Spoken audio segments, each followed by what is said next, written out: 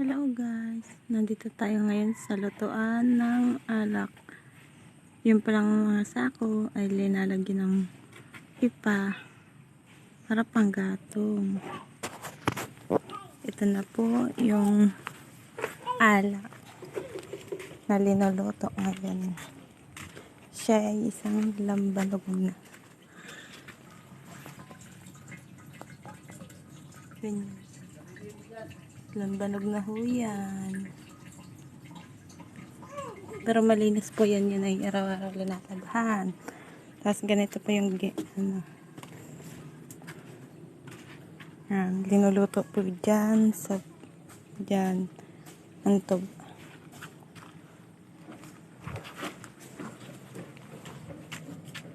Tapos dito naman po linalagay ang mga tuba. Ayan po, may tuba na.